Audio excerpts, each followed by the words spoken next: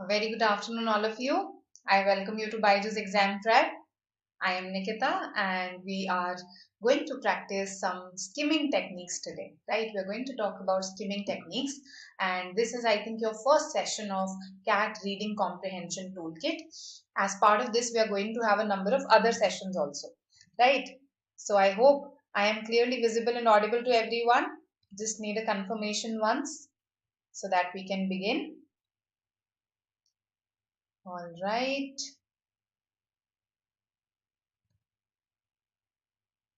So, Reading Comprehension Toolkit. Good afternoon, education world. And this is specifically targeted towards CAT and, of course, your various non-CAT exams, right? So, we are going to talk about how to skim, in which test is it required to skim, in which test skimming will work on a different level, right? We're going to discuss all these things today. Hello, Sagar. Good afternoon. Right. So, uh, first thing, we need to understand what skimming is, right? I'm using the word again and again. So tell me, what do you understand by skimming? Good noon, Naveen. Hello, Manu. Thank you, thank you. Yes. What do you understand by this term skimming? You must have heard it in the context of milk, right? Skimming the milk. So what do we do when we skim the milk?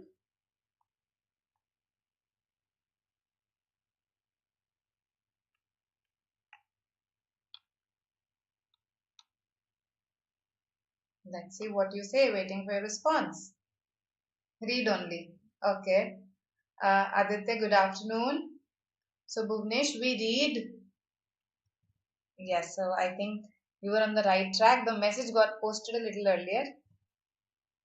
So we read the important parts. Yes, absolutely correct. Education world. No, it's not a superficial study. I will not use the word superficial. See, the word superficial is negative. Okay, so when I say that, you did this superficially, that means you didn't do this thoroughly. So while I understand that I'm not reading each and every word, I would not call it a superficial reading. However, yes, what I'm doing is, so when we skim the milk also, we remove the top creamy layer of the milk from it, right? And in skimming an RC passage also, we focus on the creamy part, right? We focus on the important parts. What are the important parts? The ideas that are there in the passage, the key ideas of the passage. So that is what skimming involves. But there's a big question, right? How do I identify the key ideas without having read the whole passage? How do I know that, okay, this is a key idea? So we'll learn this through an RC passage today. Okay, I'll show you how to basically what are the markers to look for that will tell you, okay, this is an important idea. This is something that you needed to read. Right? I'll show this to you through an RC passage. It will be clearer that way. Okay. Good, Bhuvnesh. So this is a good definition that you've given, and in fact, it is something that I'm going to discuss with you also. Skimming doesn't just happen at the level of a paragraph or a passage, so to say. Skimming can happen even at the level of a sentence, right? So yes, you can skim a sentence also. So let's say I am reading each and every sentence, but I need not focus on all the words in that sentence equally. Right? So skimming can happen at the level of a sentence also. And yes, you are making me say all the things that are there in the subsequent slides. So in fact, in CAT, this is the kind of skimming that works. Right? So let's come to, so now that we understand what is skimming, so there are three terms that are related to each other when it comes to the reading comprehension techniques. One is skimming, the other is scanning. So what is scanning? Any idea? We need to know these three terms because we use a combination of them when we solve an RC passage. So, okay, I'll take care that I have to write on the left hand side. What is scanning? So, this is something that all of you do while solving your RC passages. You may not have noticed this, but when we attempt questions, right? So, if the question is based on a specific part of an RC passage, it's based on a specific paragraph, we return to that paragraph, right? we read those parts that are important in that paragraph. So what is this? This is scanning, right? This is scanning only. Or let's say you have to find out something that is true as per the passage, and there are 4 or 5 options. These options come from different paragraphs. So what will you do? You will go to the relevant sections of various paragraphs where you feel the information related to the option is present. That is scanning, right?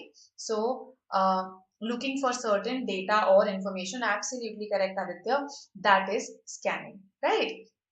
So when we look for some specific information, sorry, I have to write here, look for some specific info, that is scanning, right?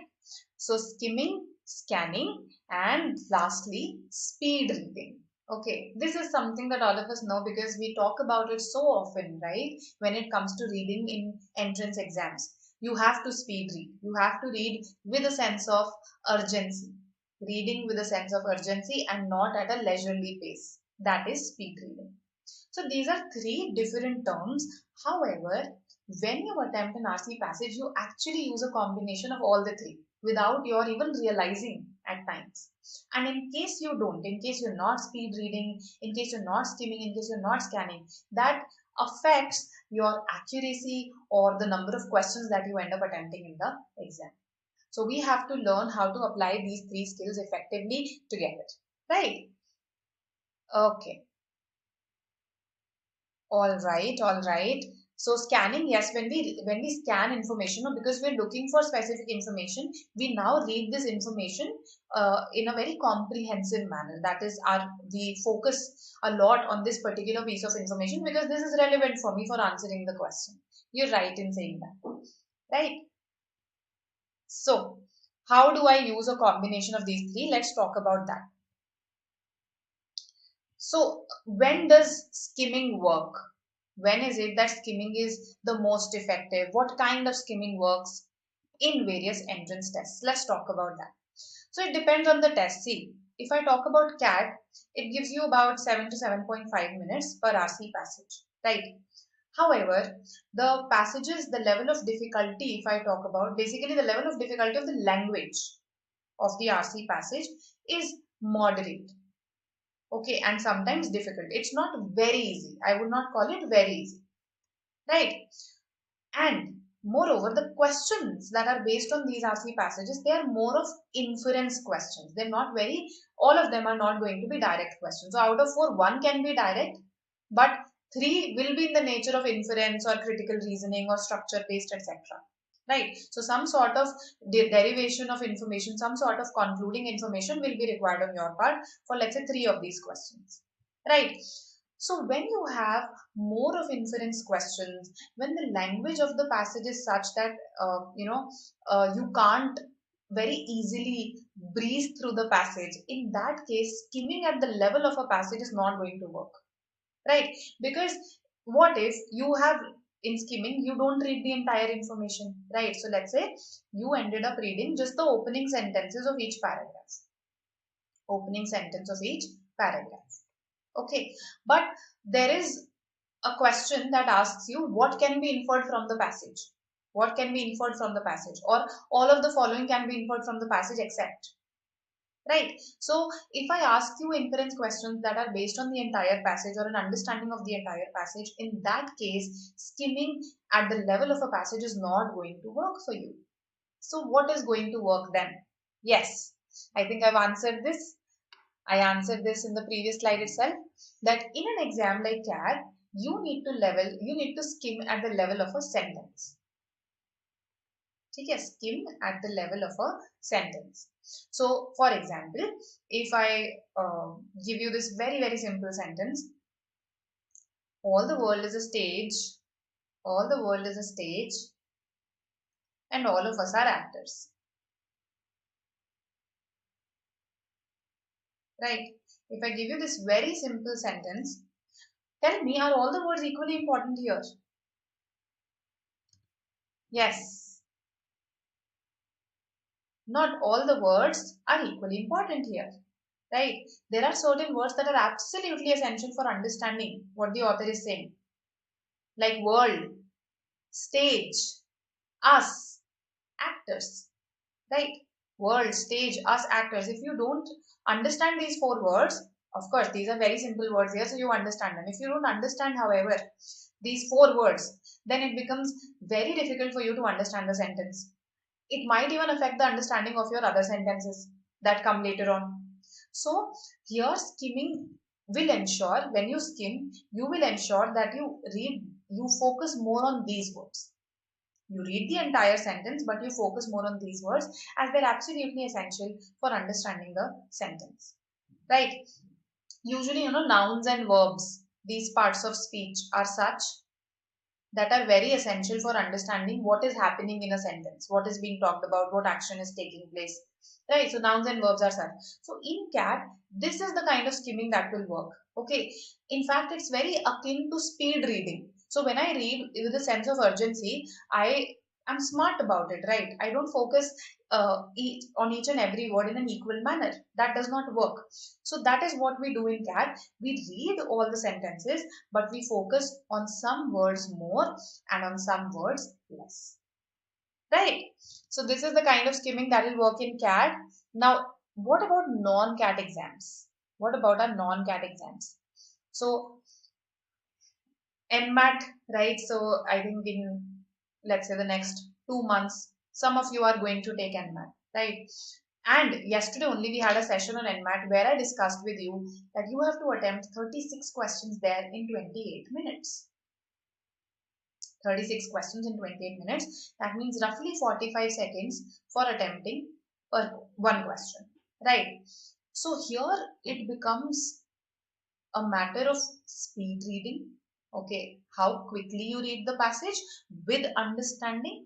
And secondly, if let's say I am short of time, the timer is running, right? If I am short of time and I have to attempt all the questions also, that's a compulsion because NMAT is adaptive. So I have to attempt all the questions, the timer is running. So in that case, if I can see that the question on my screen is a direct question,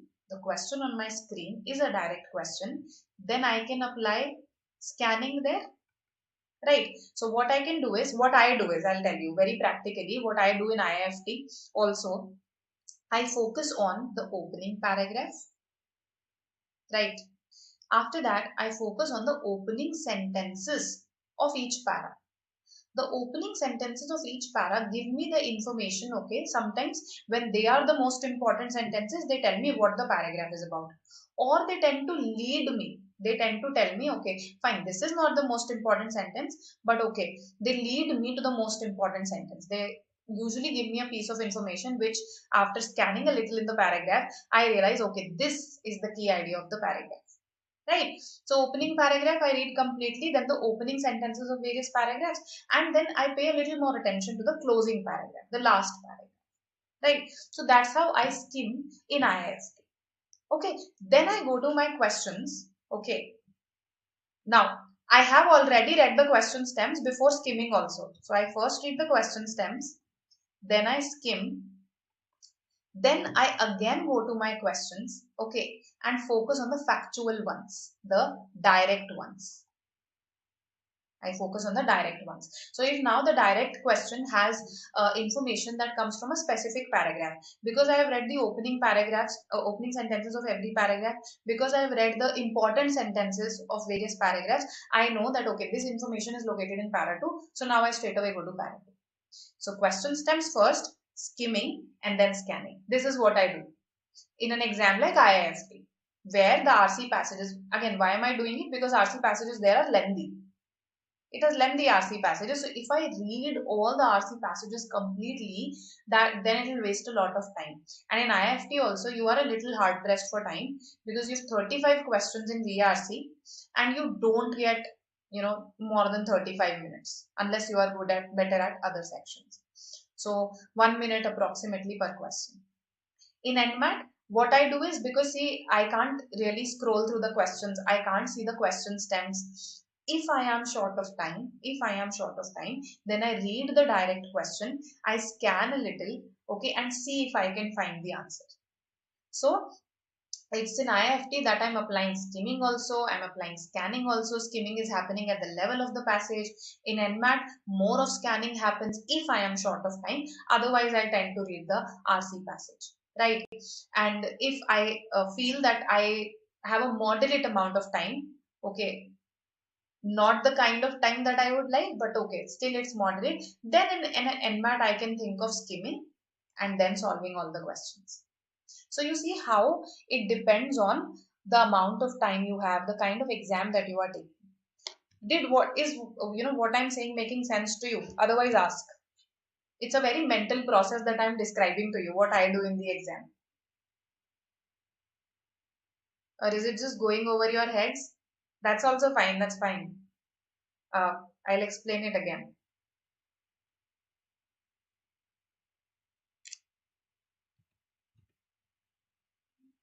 So for cat, if I have to summarize, skim at the level of a sentence. And in any entrance exam that we take, we always apply scanning in any entrance exam that we take, because we read the question stem, we realize, okay, the answer comes from para 2, para 3, then we go back to para 2, para 3, that is scanning. So this is something that we do in every entrance exam. Speed reading is again required in CAT, because 7.5 minutes per passage does not mean that you can read it at a leisurely pace. You have a 500-550 word passage, so you should be able to complete it in under 2 minutes. So you are applying a combination of speed reading, skimming and scanning here also.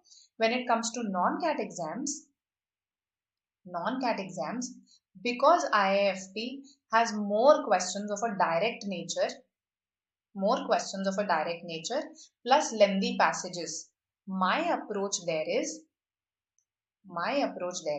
I first read the question stems. Why do I do that? Because they have certain keywords that I want to remember, that I want to hunt for. Then I go for skimming. In skimming, I read the opening paragraph thoroughly and opening sentences of various paragraphs. My focus is to get the important sentences, the important bits of information. And then I attempt the direct questions. Focus more on the direct questions. That is my strategy. Right? LOD of NMAT and IFT-RC. See, IFT-RCs tend to be easy to moderate. Okay? Easy to moderate. In NMAT, it depends. See, so for instance, if there are two passages, in my experience, what I have seen is that, okay, one of them is going to be relatively easier, right? And one of them will have a slightly difficult level of language. The questions might be easy, but then the language might be difficult. So NMAT is a mixed bag, whereas in IFT, it's usually easy to moderate. And the good thing with IFT is that there are a lot of direct questions. That's the best thing actually. Okay. So I hope what I have written is visible to you. Facing a lot of challenge today because I am on the right. Yes. Used to being on the left, no? So non-CAT exams is also clear to you. I hope I've written the steps here. Now, coming to what to do to skim through the RC passages. Okay. So what do we do? First of all, we do not have to read blindly and recklessly. Okay. So blind speed is not skimming. Okay. Secondly, see, when I gave you that sentence, all the world is a stage and all of us are actors, you told me what was the most important there. So I was not trying to memorize that sentence there, and that's why I was focusing on the most important words. That should be your approach in the exam. You don't have to memorize each and every word, you just have to understand the important bits. Okay, only then will you be able to implement speed reading and skimming. Thirdly, you have to balance speed with comprehension. Very important. Okay, so if you just go with one at the cost of other, then somewhere or the other your accuracy will be compromised, or you'll not be able to attempt all the RC passages. That is going to happen. So if you focus just on speed, accuracy can be compromised. Just on comprehension, you may not be able to look at all the RC passages. So you need to have a balance. So what can we do? As I said, we can reduce the part that we read. So as I said in IFT, this is what I do. I read the opening paragraph, then the opening sentences of various paragraphs, And through experience, I now come to know, okay, this opening sentence doesn't look like the most important piece of information. So the most important piece lies somewhere in the paragraph, and then I just scan through it quickly. Use visual guide. What do I mean by that? Visual guide. How do I use a visual guide during the exam? Basically, what it means is form a skeleton of the passage in your mind. So you read the opening para, let's say, there must be some important point there. How does this important point relate to the next paragraph? So let's say it elaborates, it explains.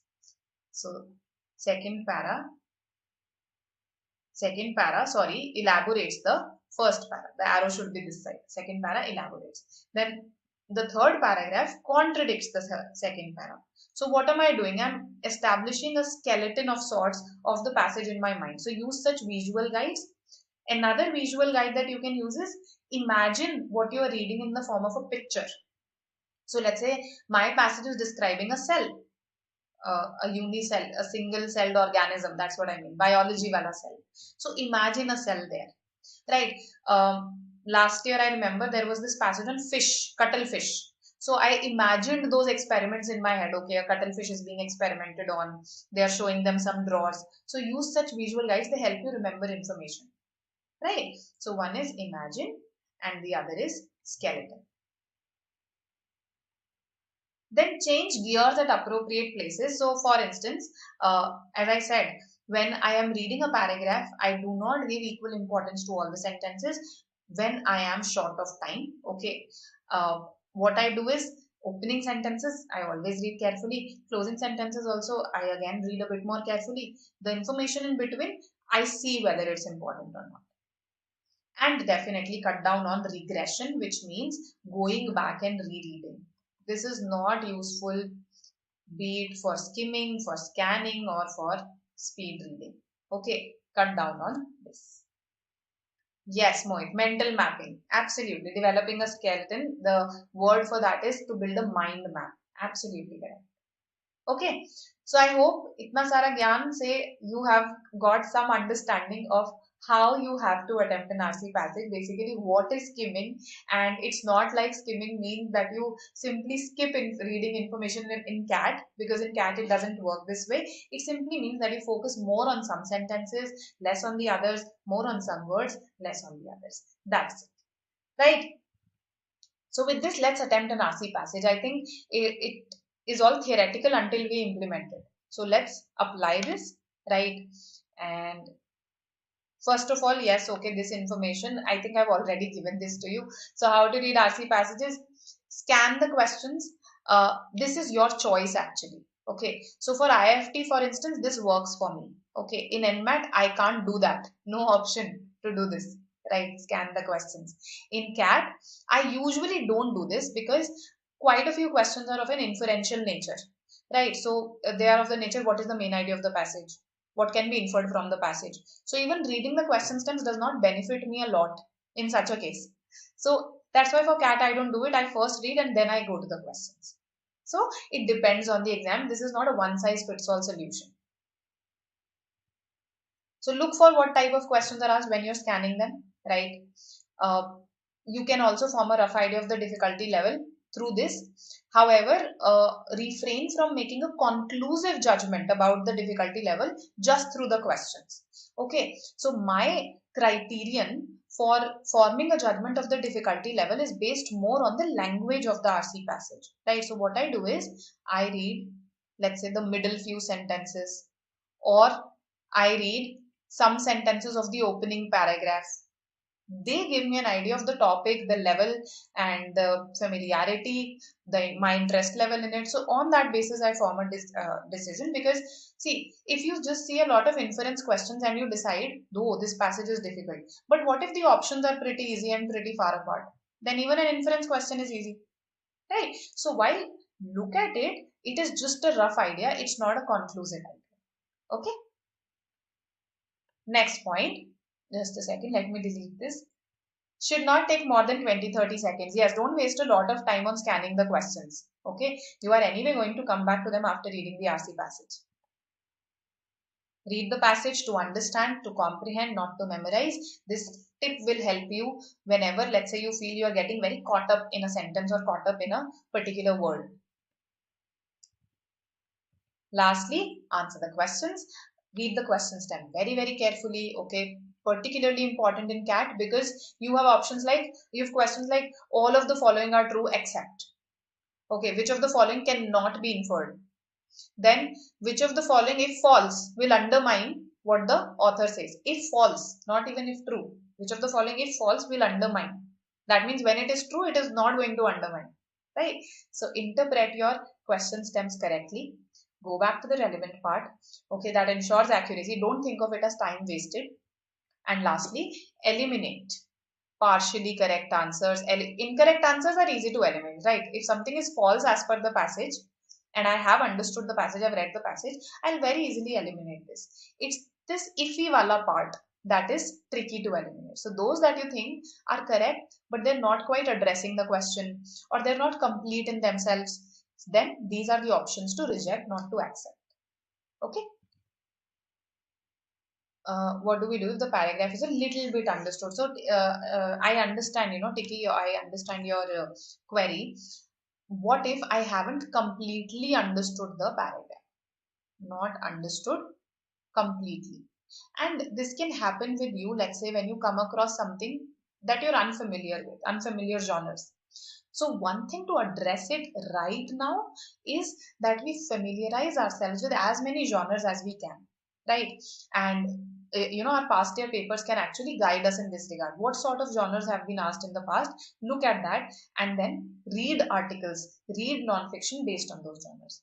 Still in the exam, this can be the scenario that we understand things but not completely.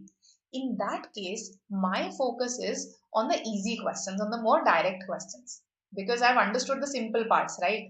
So I focus more on the easy and direct questions in that case. And in that case, you can be a little selective in answering the questions. So instead of 4 out of 4, I would, let's say, answer 3 out of 4 only. If I found the passage extremely difficult and understood only some parts of it, I'll just answer 2 out of 4 if the other two questions are difficult. Because I feel that my comprehension is not enough to answer these difficult questions, then I don't answer them if there's negative marking. Right? Okay. So Aditya, again, this is a common problem. It's a very pertinent question that you've raised. How do I, overcome regression, especially when I'm not confident that I've understood the previous parts or not. So, see, first of all, half of this problem is actual and half of this problem is psychological, that I haven't understood this. Because we want to have a thorough 100% understanding of things, that's why we feel, okay, completely samajh nahi aaya, let me just go back. So please recognize this, that you need not have 100% understanding. Not everything from the RC passage will be a part of the questions, right? So even with a 70-80% understanding, you can navigate an RC passage effectively. Okay, so that is one thing that we need to convince ourselves of this, that I need not have 100% understanding. Secondly, why it happens is because that choice is available to us, we can go back. So what I used to do in my initial days, I would think that the text is not available at all. It's available for reading once only. After that, it's not available. So when I know this psychologically, I'll deliberately read with much more focus, because I know, okay, this is going to disappear. This is not going to come back after this. So more focus, then even a 70-80% understanding is okay. Knowing this, all right, and also realizing how important that piece of information is it important? Sometimes it's not even important, sometimes it's just a fact, it's just an example that you've not understood, which probably will be fine in case no question has been framed from it. In case a question has been framed from it, you're automatically going to come back to it. No, you're going to come back to it, reread it, scan it. So have this tasalli, have this, faith in your mind that, see, not every piece of information is equally important. And if it is important, if a question has been framed from it, I'm definitely going to come back and reread it. So it's okay if I haven't understood a couple of sentences here and there. So that's why think that the text has disappeared. Read with much more focus. A 70-80% understanding is okay. Okay, and sometimes it's not even important. right? So this is how you reduce regression, and implementing it in your daily reading. So when you read outside the exam also, let's say you're reading for your college exam, so develop this habit of reading things in one go, understanding them in one go. It will take a little more concentration on your part, but gradually it becomes a habit. Right now we are used to rereading because we think we have that choice, we think we have time. Just take away those two things from the equation, and you'll automatically start reading with more concentration, right? Yes, true, Mohit. Life is not fair.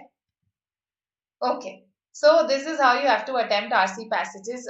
Okay, and skimming, scanning, and speed reading all work in tandem when you solve an RC passage. So let's have a look at a CAT previous year passage. Okay, and through this, so what I'm going to do is we are not just going to solve the RC passage. Our effort will be to understand what are the relevant parts.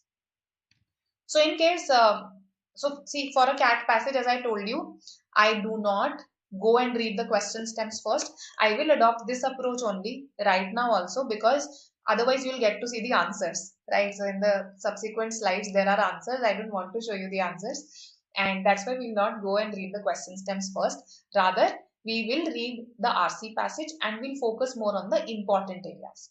Okay, so let's read this together, because I'm trying to teach you here how to focus more on the relevant parts. Let's read this together.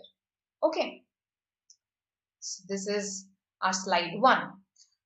Aggression is any behavior that is directed toward injuring, harming, or inflicting pain on another living being or group of beings. Do you think this is important? Yes. This sentence?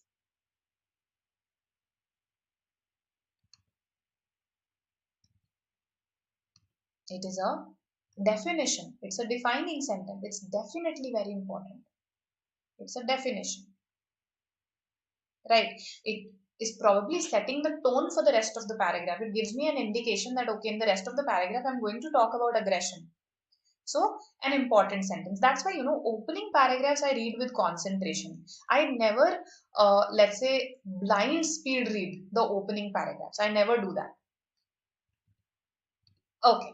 Generally, the victim of aggression must wish to avoid such behavior in order for it to be considered true aggression. Again, it is giving me a criterion for when it will be called aggression. Important.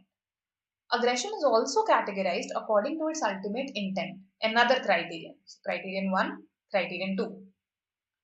Hostile aggression is an aggressive act that results from anger and is intended to inflict pain or injury because of that anger. Okay. Types. Instrumental aggression is an aggressive act that is regarded as a means to an end other than pain or injury. Right. Type 2. So first paragraphs are important paragraphs usually. Right. Now I'm going to go to the second slide and the first paragraph continues. Now see, this is an example here. So this is not equally important, so to say. For example, an enemy combatant may be subject to torture in order to extract useful intelligence. Though those inflicting the torture may have no real feelings of anger or animosity towards their subject. So, an example of instrumental aggression. So this part I could have speed read very easily because it's just an example of instrumental aggression. If I've understood the definition, it's fine. And if a question is framed from this particular example, I'm anyway going to come back to it. Next. So we've come to our second paragraph. The concept of aggression is very broad and includes many categories of behavior. Example. Now probably we talk about the diverse forms, okay, of behavior, diverse categories. In this paragraph, this is what we are going to discuss. The diverse categories of behavior that can be counted as aggression. So this sentence is the most important, if you ask me, in this paragraph. Verbal aggression, street crime, child abuse, spouse abuse, group conflict, war, etc.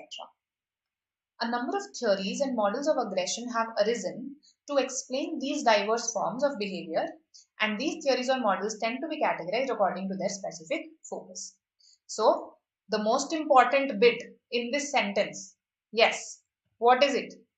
the most important bit in this sentence.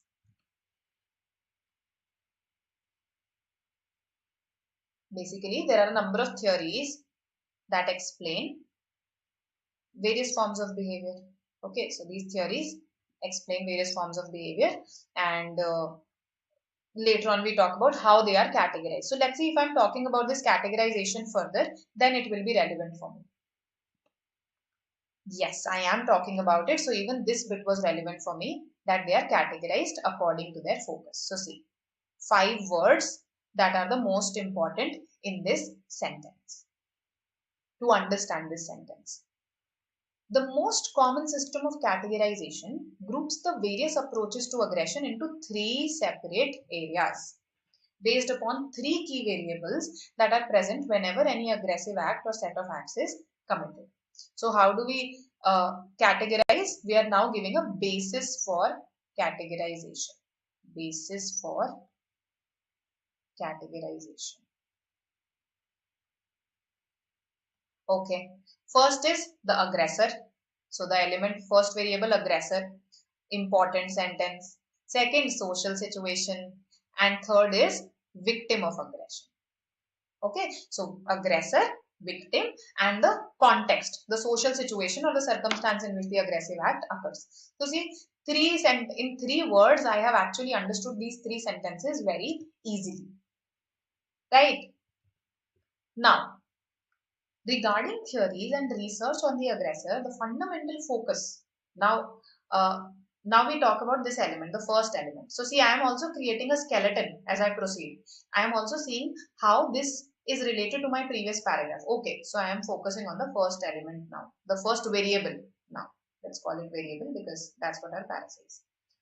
So, what is the research on aggressor? The fundamental focus is on the factors that lead an individual to commit aggressive acts. Basically, जब हम aggressor पे focus कर रहे हैं, when we focus on the aggressor, we will try to see why he or she has become the aggressor, why this person has become the aggressor, right? So the answer is they can be the result of inborn biological factors. Yes. So again, I have identified the important bit in this paragraph. Now we talk about Sigmund Freud here. He was a psychoanalyst and a very major influence on the this psychology, on the field of psychology, particularly in the 50s, 60s. His influence was at its peak, right? So Sigmund Freud ने अब इस पे कुछ opinion दिया था, right, about the aggressors. What did he say? He proposed that all individuals are born with a death instinct that predisposes us to a variety of aggressive behaviors. So I am now relating it to the inborn instinct, right? Explaining, elaborating how the inborn biological factors are responsible. So this is an explanation, an elaboration. So understanding the function of various sentences, relating them to previous sentences, okay, and building a skeleton. All of this is happening in my mind right now. Okay. So they're born with a death instinct that predisposes us to a variety of aggressive behaviors, including suicide, okay, that is self-directed, and mental illness, possibly due to an unhealthy or unnatural suppression of aggressive urges. Okay, so these bits were important. Okay, Sigmund Freud said there is a death instinct because of which people actually go for self-directed aggression, which is suicide, and mental illness. They suffer from it. Other influential perspectives supporting a biological basis. Now see, first I have discussed Sigmund Freud ka perspective. Now I am again elaborating on this biological factor and I am giving other perspectives. So let's see what they are. So we have just said what they conclude. So they conclude that humans evolved with an abnormally low neural inhibition of aggressive impulses. Okay, this is an important part to understand now. Now here I will, reduce my pace. I'll not keep on speed reading this. So abnormally low neural inhibition of aggressive impulses. That means our mind has a very low inhibition, low capacity to stop our aggressive impulses. So I unpackaged these words for myself as I read them. Okay. Neural inhibition क्या होता है? Neural, okay, related to neurons, related to the mind. Inhibition क्या होता है? So I unpackaged it as I read it. abnormally low neural inhibition of aggressive impulses in comparison to other species. Okay, and that humans possess a powerful instinct for property accumulation and territorialism, right? So basically, humans kind of low neural inhibition, and plus they have this instinct that they want to acquire things, they want to mark their territory. It is proposed that this instinct accounts for hostile behaviors ranging from minor street crime to world wars. So other perspectives, they talk about two factors. So these two are important here: low neural inhibition and instinct for property accumulation and territorialism. So these three bits are the most important here. Okay. Hormonal factors also appear. See, so throughout we have been discussing the biological factors only, the inborn factors only, right? We have been focusing on biology. We gave Sigmund Freud's perspective. We then gave other perspectives about the mental aspect, low neural inhibition. Okay, the brain aspect of it. Now we come to hormones, right? So hormonal factors also appear to play a significant role in fostering aggressive tendencies. Very important sentence. Okay, it in fact gives me what the paragraph is now going to discuss in detail. So I will focus more on it. This is an example now. The hormone testosterone has been shown to increase aggressive behaviors when injected into animals. Men and women convicted of violent crimes also possess significantly higher levels of testosterone than men and women convicted of non-violent crimes. So this is just giving me an evidence of what I have stated earlier. That's it. I can speed read through this part. Numerous studies comparing different age groups, racial or ethnic groups, and cultures also indicate that men overall are more likely to engage in a variety of aggressive behaviors. Example, sexual assault, aggravated assault, etc. So, men more likely to engage in aggressive behaviors. That's it. And again, I am supporting this by saying that probably they possess some hormones that women don't. Okay. So one explanation is based on the assumption. See, it comes right away. So I anticipated this, that this is going to come because I'm talking about hormones and now I'm saying that men show more aggressive behavior. That means they possess some hormone that women don't. So when you're reading actively, you tend to anticipate information also. So one explanation for higher levels of aggression in men is based on the assumption that on an average, men have higher levels of testosterone than women. Okay, so throughout this, I just explained this and I then gave some explanation, some evidence related to violence, and I then even associated it with gender. Right? I hope you are here with me and nobody slept. Yes, you are all awake. So now, because we finished the RC passage, right? And I think if you have formed a skeleton of this with me, then you understand that the passage is talking about aggression, types of it, and then the passage is trying to explore the various reasons as to why a person becomes an aggressor, right? And in that reasons also, we have been focusing on biological reasons, right? So this is what the RC is about. Now we've understood it, and let's have a look at our first question. So all of the following statements can be seen as logically implied inference question by the arguments of the passage except. So one of them is not implied. You have to identify that one. Yes. Let's see what you say.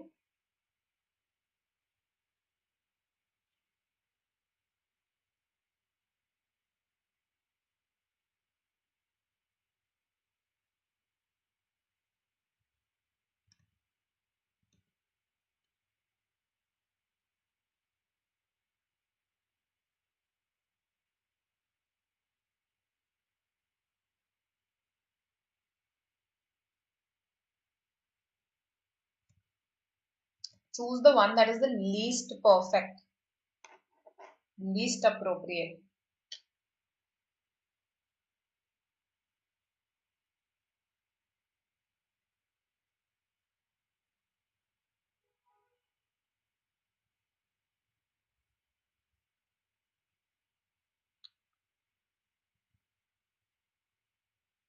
Acha, last option is not visible. Just a second. Let me just make it visible for you. Um, okay.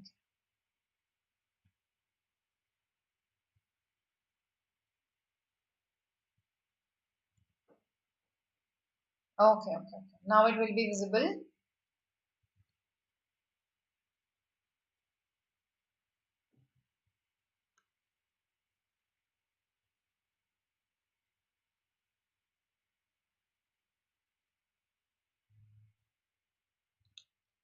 Do you want to go back to certain specific areas?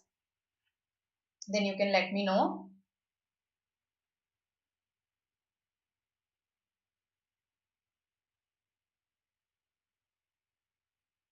Okay, let's go back. So now you need to retain. See, now I am going to go back with you, right? I am going to take you back in a way.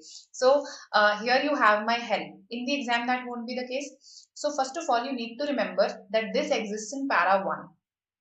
Let's say I need to check. Okay, this exists later on when I talked about the low neural inhibition. I told you that I have to unpack this. Okay, so this exists in a later slide. Then where does this exist? When we talk about Sigmund Freud and we talk about suicide. And this, where does this exist? When we talk about mental illness. So those sort of markers should be there with you when you go back. Let's go back now. So let's go back to the beginning, para 1. And here we say that generally the victim of aggression must wish to avoid such behavior in order for it to be considered true aggression. That means, can I infer from this that, without it, if let's say the victim himself or herself does not wish to avoid it, then it cannot be considered true aggression. I can infer that. I can conclude that. So, this is something that can be inferred and therefore B is not the answer. B is not the answer. Okay. Now, Sigmund Freud, however, talked about self-directed aggression. Self-directed aggression. Yes. So, what did he say? He said that suicide is nothing but self-directed aggression. But we just read that it needs to be avoided. The victim must wish to avoid it. The victim must wish to avoid it. But if this were the case, will suicide happen? Would suicide happen if the victim wished to avoid it? Tell me. In that case, suicide should not happen. Yes. So in a way, is it not giving a sort of an exception to that criterion? Yes. That it's not that in all the cases it needs to be avoided. So this is a sort of an exception to that criterion that we studied. See, we have to infer this. I know it's not explicitly stated here, but it can be inferred. If it is self-directed aggression, that means the victim did not avoid it. That's how a suicide resulted. So even this one can be inferred. Okay, even this one can be inferred. I understand that it's a little iffy. Okay, it's a little iffy. So that's why I'll not straight away eliminate it. I'll keep it in the fold. Okay, it will probably become one of my two close options. D says, Freud's theory of aggression proposes that aggression results from the suppression of aggressive urges. So, what did Freud say? See, so this is an aggressive behavior, mental illness. And how did it result? Due to an unhealthy or unnatural suppression of aggressive urges. So actually, when a person tried to suppress his or her aggressive urges, it resulted in an aggressive behavior only. So suppression of aggression can lead to aggression directed towards yourself. Right? So that is also true. And I think I can easily eliminate D from the picture. Yes. So between A and C, why did I not read A? Because I want to go back and read that particular area, read from that particular area. We talk about inhibition here, right? So what do we have? We have evolved with an abnormally low neural inhibition of aggressive impulses. Okay, हमारा low inhibition किस चीज का है? Towards our own aggressive acts or aggressive impulses that come to our mind. It's not about inhibition of testosterone. So this is factually incorrect. A becomes factually incorrect. ये बात तो बोली ही नहीं. Right? So while C is iffy, A becomes factually incorrect. And that is why we will go with A. We'll go with A here. Okay. So I hope you've understood it, that how reading a passage is half the job done. When we solve the passage, our retention should be sharp. Okay, we should be able to remember where a particular piece of information lay. We should go back to it, and after going back to it, we should still compare. I understand ये भी कुछ directly बोला नहीं as such, right? I get that, but if you look at it, that is factually incorrect. So how can this be the answer? This is the most glaring error, and that's why A. Right. So this passage is a moderate this question I would say was a moderate question. Okay, and that is why let's talk about let's see the next one. Maybe that will be easier. Question 2. So the author identifies 3 essential factors according to which theories of aggression are most commonly categorized. Which of the following options is closest to the factors identified by the author? Yes, tell me. 3 essential factors according to which theories of aggression are most commonly categorized. Should we go back? This is easy. Let's still go back once. Most important factors according to which the theories of aggression are categorized. So the answer lies on this slide. Yes? Am I correct? And if yes, if I am correct, then tell me what should be the answer. A very easy, direct question. If you remember what we read. D I've got from 3 of you, 4 of you, okay, 5 of you. Good, good, good. So a unanimous D so far, and absolutely correct. D Delhi is the answer here. So see, this question was an easy one. So now in case to answer that question, if we haven't understood the passage completely, although this was not a difficult passage, let's say this passage were difficult, then my focus will be on such kind of questions, right? Okay. Let's come to our third question for the day. Just a second. Okay. So first read this situation. Read this situation. It's a sort of a further application question. There is an enemy combatant, okay, we're talking about. That example, an enemy combatant may be subjected to torture in order to extract useful intelligence, though those inflicting the torture may not have any real feelings of anger or animosity towards their subject. Okay, so I told you that if a question is asked from it, we'll reread it anyway. That's what we're doing right now. Which one of the following best explicates, so let's see the question, which one of the following best explicates the larger point being made by the author here? Best explains, just a fancy word for that, okay. Which of the following best explains the larger point being made by the author here? तो बहुत ही चालाकी से वो आपसे पूछ रहा है ये एग्जाम्पल क्यों दिया है. See, this is an example, but what is the larger point that the author is trying to explain through this example? Yes, tell me.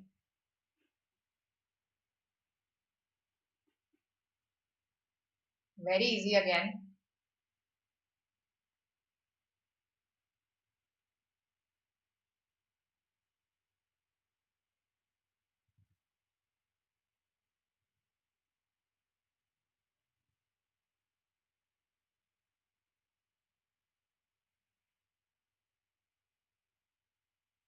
Okay. Others?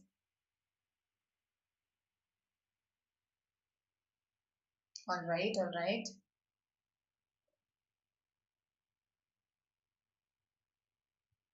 What do the others say?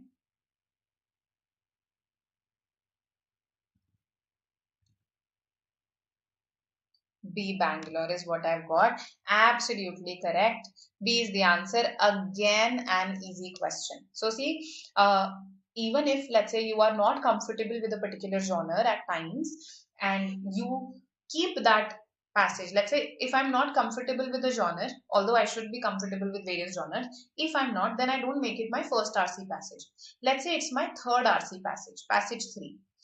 Now when I read it, I don't read it with this preconceived notion that I don't like the genre, so I won't understand the passage and I'll not get the questions correct. Because we never know what kinds of questions are asked later on.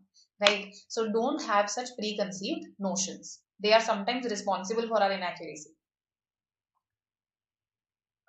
Just a second. Larger point being made by the author here. Is this a complete question? Let me just check once. Uh, just a second. This is an incomplete question. Sorry, this is an erroneous question stem. I'm just correcting it. Okay. The question stem is the author discusses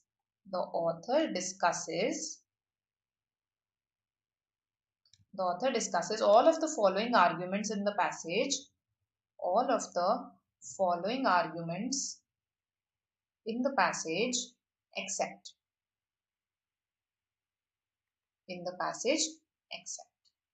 Okay, this is your question stem.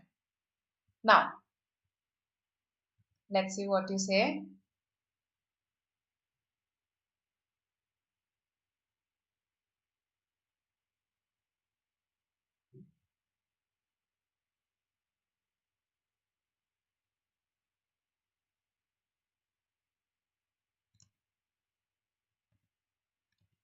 What argument does the author not make?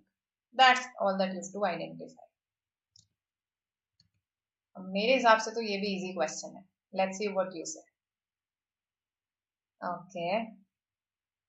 Absolutely correct. See again, D Delhi. This is a CAT 2020 slot to VRC section passage. So we are doing an actual exam passage. I haven't made these questions and I'm not trying to make things unnecessarily easy for you, right? But you yourself saw that 3 out of 4 questions were easy questions, right? So it is worth investing time even in those things that you may feel initially will not give you result, right?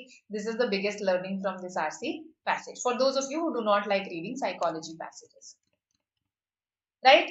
So I hope this makes sense. Any query that you have regarding skimming, you can ask me any query, and if you've not understood how to skim for a particular exam, you can ask me that also, because I understand that it's a mental process, and while I am trying my best to explain it to you, you might not get it let's say right now because you haven't practiced such an RC passage, or it genuinely takes time. Okay, that's another reason that getting it takes practice and time. Still, if you have any query, please ask. I'll explain.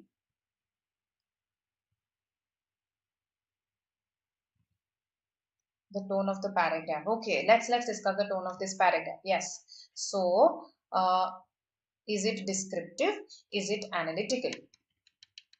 Let's have a look. So, see, the tone is decided. Tone is basically a passage is a collection of paragraphs. So, whatever is the tone of a majority of the paragraphs, that becomes the tone of the RC passage also, right? So the first paragraph simply explains. Okay, it's like I'm reading a textbook. Yes, I get that feeling that what is aggression, how is it categorized. Then it gives an example also. Then we talk about how it is categorized, right? There are theories and research that exist on it. So this is a very textbookish sort of a passage. The tone is explanatory. It is explaining things to me, right? It is explaining things to me, just like a textbook does, simplifying, giving me examples, explaining it further, elaborating. So I would say it's not descriptive. Explanatory is a better word, right? Not informative tends to be very precise, concise. It will probably not give you a lot of examples, right? It's like the tone of a newspaper report. Descriptive, when I give details about something, and when I give details, basically I'm more focused on how I saw those things, right? So if I describe my room, it will be through my eyes, right? Explanatory is very close to descriptive, but the focus is on getting the point across to the reader. So that's what I feel is happening in this RC passage. Okay. Eon is necessary for CAT. Eon is just one of the sources that you will benefit from, okay, if you go and read its articles. It's just one of the sources. So you have the NYT, the Guardian, Forbes, Economist, HBR, okay, you have BBC. So there are a number of sources: Scientific American, Smithsonian Mag, EON articles. Yes, they are good. They have been sources of your RC passages, just that they're a little lengthy. So in case you feel that they're difficult, they're lengthy, you can break them down for yourself. So let's say on one of the days when you read an EON article, read half of it in the morning, half of it at night. Okay, so you will benefit from reading them. That's there. Descriptive and analytical. There's a subtle, no, it's not even subtle. There is a difference between descriptive and analytical. See, let me just find a blank slide. Yes. When I say descriptive, I am just detailing things as they are. Detailing things as they exist. When I analyze something, I am in the exploratory mode. I am exploring. I am delving into the depth of something. Okay, delving into the depth, trying to find some answers, trying to look at the pros and cons of something. Right? So analytical goes deeper. It is not just concerned with things as they are. It is rather concerned with solving some problems, arriving at some conclusions. Right? How do we find a sequence? I didn't get you completely. Are you talking about the mind map? How do you retain it? I'm hoping this is what you're saying. So if I'm talking about that, the sequence of a passage, okay, in fact you do get such questions wherein they ask you which of the following keywords best describes the sequence of the RC passage, or best actually sums up the RC passage. You do get such questions. So for that, one is your retention. You should retain what all key ideas. So for instance, I remember that in the first paragraph I talked about aggression, I defined it, I looked at the criterion for it, I then talked about the theories and models regarding it, right? Then in the second paragraph, I explained that, okay, what are the bases on which these theories and models are categorized. Then I discussed about aggressors. So basically retention is what is going to help you here. Okay. And of course, elimination out of the options that are given. Okay. About fungi and aquatic animals, and it was loaded with numbers and information. Even in the questions, there were a handful of inference questions. Okay. So it was loaded with numbers and information. Mohit is saying this. Now, I'm not saying ignore those numbers, ignore that information entirely. I'm just saying that don't get caught up in it. I've seen students doing this, so if something is given in millions, they'll start translating it during an exam into lakhs. It's not required at times. Okay, why make this is not quant or LRDI that you're doing, no? So when a question comes on this number, then yes, perform those calculations if they're required. But don't get caught up in it. And if yes, there are inference questions, if they come from specific parts, then you go and reread that part with more focus, right? So don't get so caught up that your reading itself stretches to 4 minutes. That is counterproductive. So I hope this gives you an idea of how to skim such passages, Mohit, that while you focus on the assertion made by the author, on the opinion given by the author, okay, don't ignore the information entirely, but don't get caught up in the information. And if a question is there, based on that information, you're anyway going to come and reread it. Okay. And another solution is that, you read more and more editorials, more and more such analytical pieces. When we read such stuff more and more, no, our mind automatically becomes used to interpreting such information, right? Author should be the one. Aditya, it should be the author actually, or if the author is not directly doing it, the author can just cite others as sources. But if the author is simply publishing someone else's analysis, then the tone of the author is not analytical. Okay, the tone of the author is simply reporting something. The author is simply being factual there. So you can't completely restate what the other person has said and call yourself analytical. That's not possible. Okay. Parajumbles. We'll have a session on parajumbles, thoughtful. Don't worry about it. So today was about RC passages. We'll have sessions on parajumbles, parasummary also. There I'll address this in detail. And we've already had some sessions also last year. So they are available on our channel. You can explore them also. Okay. And yes, you can follow us on social media platforms, join our Telegram channel. And lastly, thank you for this session. Yes, thank you for attending this. And I enjoyed taking it. I hope the same happened with you. I'll see you tomorrow at 12 p.m. again. Yes, with another topic. Right? Bye bye. Welcome, welcome. Bye. You too. Have a good day.